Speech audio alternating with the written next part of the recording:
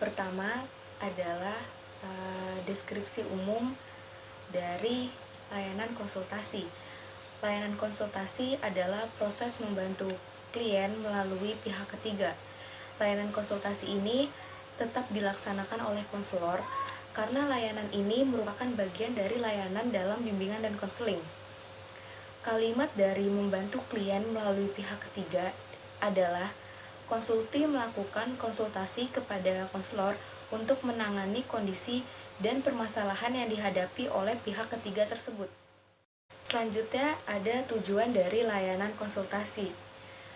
Konsultasi bertujuan agar konsulti dapat menangani dengan kemampuannya sendiri untuk mengentaskan permasalahan yang dihadapi oleh pihak ketiga. Mengapa konsulti yang berkonsultasi untuk menyelesaikan permasalahan yang dialami oleh pihak ketiga? Karena pihak ketiga mempunyai hubungan yang sangat erat dengan konsulti, sehingga permasalahan yang dialami pihak ketiga menjadi tanggung jawab bagi konsulti. Selanjutnya, komponen pada layanan konsultasi. Di dalam layanan konsultasi melibatkan 3 komponen, yaitu pertama konselor, kedua konsulti, dan yang ketiga pihak ketiga. Yang pertama ada konselor. Konselor adalah tenaga ahli konseling yang memiliki kewenangan melakukan pelayanan konseling pada bidang tugas pekerjaannya sesuai dengan keahliannya. Konselor melakukan berbagai jenis layanan konseling, salah satu diantaranya adalah layanan konsultasi. Di dalam melaksanakan layanan konsultasi, konselor harus memperhatikan dan mempraktekkan teknik-teknik dalam konsultasi, juga melaksanakan prinsip serta asas-asas konseling. Yang kedua, ada konsulti. Konsulti adalah individu yang meminta bantuan kepada konselor agar dirinya dapat menangani permasalahan yang dihadapi oleh pihak ketiga yang menjadi tanggung jawabnya. Yang ketiga, ada pihak ketiga. Pihak ketiga adalah individu yang kondisi atau permasalahannya dipersoalkan oleh konsulti. Selanjutnya ada asas di dalam layanan konsultasi. Yang pertama, ada etika dalam konseling. Ada 3 etika dasar di dalam konseling. Yang pertama, asas kerahasiaan, yang kedua, asas kesukarelaan, dan yang ketiga, keputusan diambil oleh konsulti sendiri. Ketiga etika ini terkait langsung dengan asas-asas konseling. Asas kerahasiaan. Jadi maksud dari asas kerahasiaan ini, apapun atau hal-hal yang menyangkut tentang konsulti dan pihak ketiga, misalnya nama atau data diri masing-masing, itu harus dirahasiakan oleh konselor. Selanjutnya ada asas sukarela, di mana untuk menjamin terjaganya kerahasiaan, konsulti dan pihak ketiga diharapkan bersikap sukarela dalam menjalankan konsultasi ini.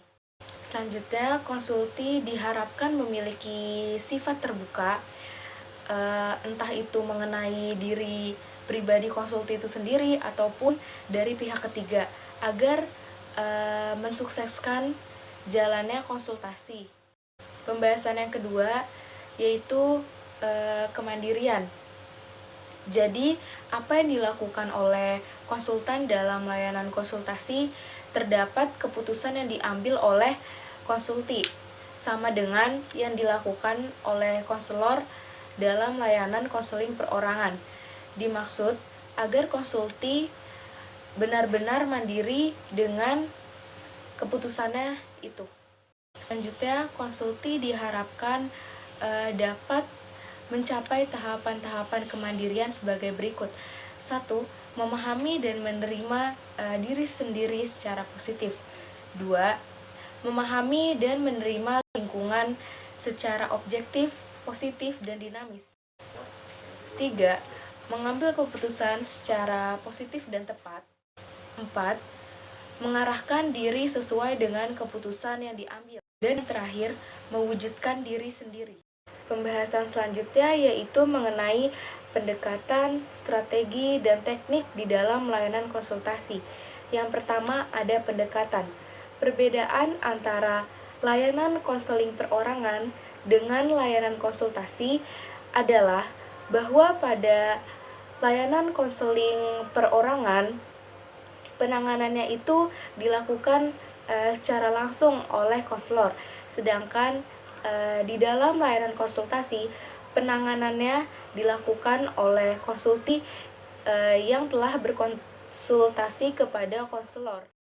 Yang kedua, warna konseling perorangan dalam layanan konsultasi. Jadi di dalam layanan konsultasi itu sering sekali ditemukan arah itu tidak langsung terarah atau tertuju kepada permasalahan pihak ketiga, melainkan malah tertuju kepada permasalahan diri konsulti itu sendiri. Yang ketiga ada teknik. Di dalam layanan konsultasi terdapat dua teknik. Yang pertama teknik umum dan yang kedua teknik khusus. Teknik umum yaitu sejumlah tindakan yang dilakukan oleh konselor. Teknik-teknik ini dimulai dari menerima klien, mengatur posisi duduk, mengadakan penstrukturan, mengadakan analisa, dan diskusi tentang permasalahan yang dihadapi sampai dengan mengadakan penilaian dan laporan. Yang kedua ada teknik khusus. Teknik khusus dimaksudkan untuk mengubah tingkah laku konsulti atau klien, khususnya berkenaan dengan masalah yang dialami. Teknik-teknik ini terbentang dari perumusan tujuan, yaitu hal-hal yang ingin dicapai oleh konsulti dalam bentuk tingkah laku yang nyata. Dan pembahasan yang terakhir yaitu perencanaan dan pengorganisasian layanan konsultasi. Yang pertama ada perencanaan dan pengorganisasian. Satuan layanan yang lengkap dan komprehensif seringkali menunggu setelah konselor mengidentifikasikan konsulti dengan pihak ketiga serta permasalahan yang dihadapi.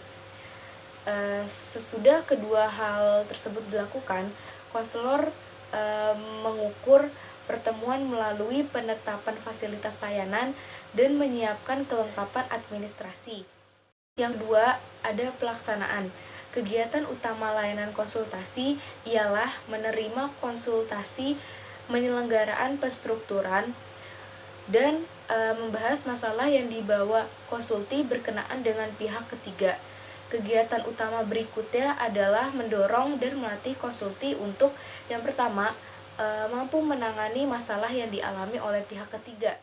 Dan yang kedua, memanfaatkan sumber-sumber yang ada melalui strategi BMB3 konselor, membina komitmen konsulti untuk menangani masalah pihak ketiga dengan pendekatan dan cara-cara konseling. Ketiga, ada penilaian. Hasil dari layanan konsultasi perlu adanya penilaian. Nah, penilaian layanan konsultasi ini berbeda dengan layanan konseling perorangan. Yang pertama, ada penilaian segera, yaitu fokus di dalam layanan konsultasi berpusat pada kondisi diri konsulti.